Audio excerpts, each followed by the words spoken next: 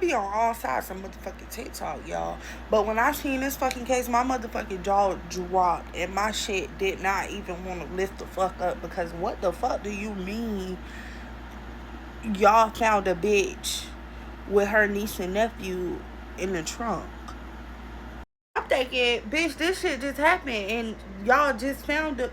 No. The shit that we was seeing was after her ass got about 50 years in motherfucking prison because she's been in jail. This shit happened in 2021, y'all. Y'all know I'm gonna go look it the fuck up.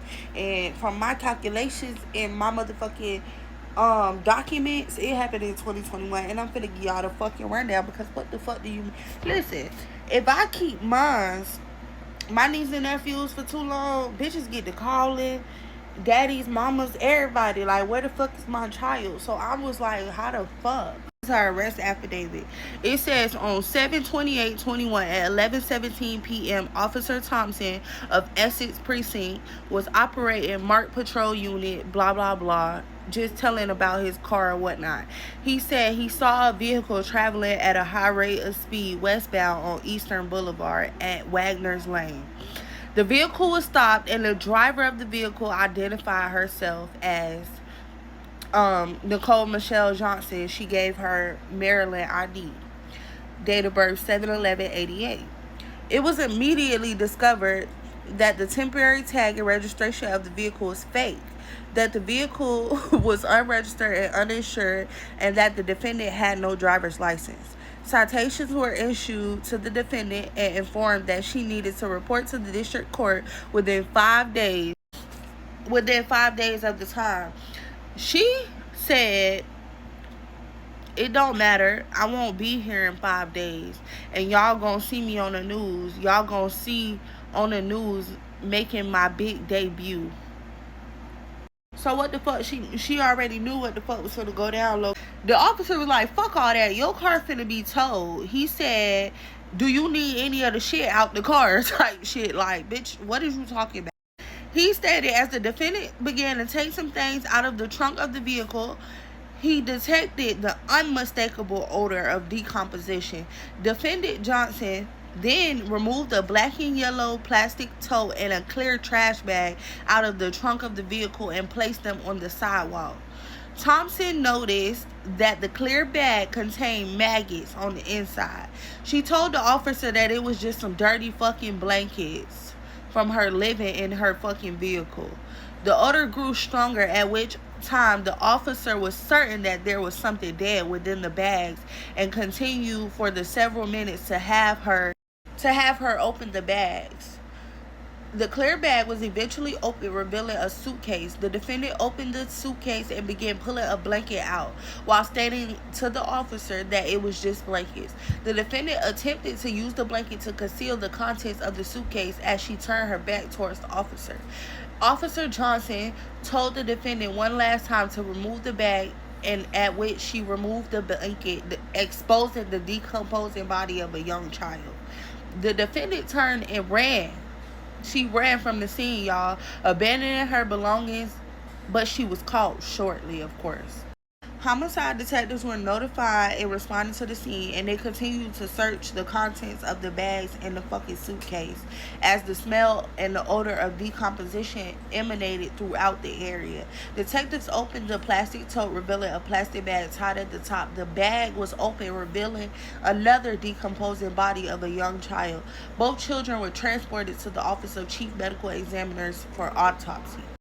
Her ass then went to lie and say that she didn't have no motherfucking knowing of these babies being in her fucking car unalive. She also states that she knew who the kids was. They was her sister kids and she hadn't seen the kids.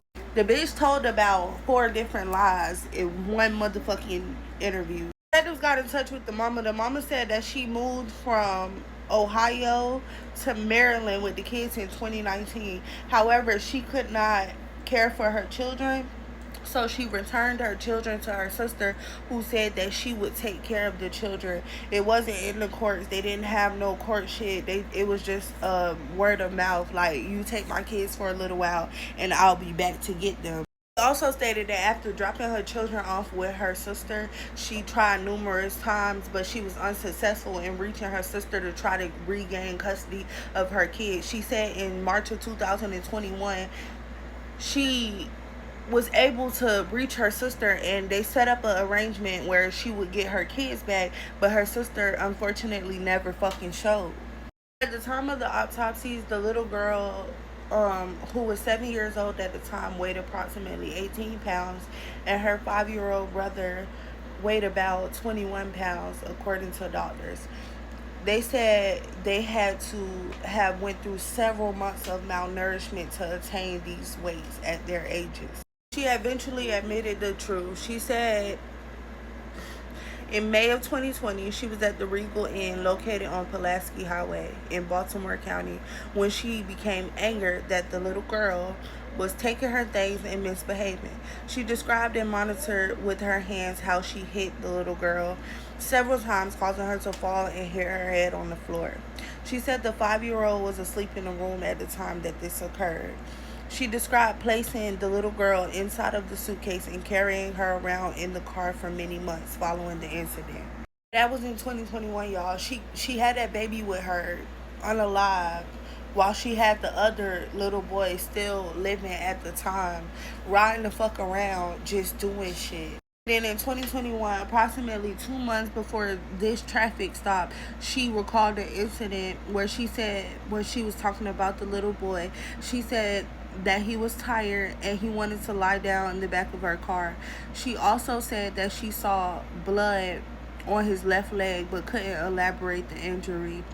She explained that he never woke up and that she placed his unalive body inside of a plastic tote and kept him in the trunk of the car with his sister as well.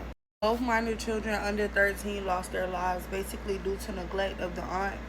She didn't give a damn or a fuck, for real. And it's sad as fuck because to know that it's motherfuckers out here in the world who would not only harm kids, they said she had these kids' bodies in her car for so long that she started smelling like decomposition.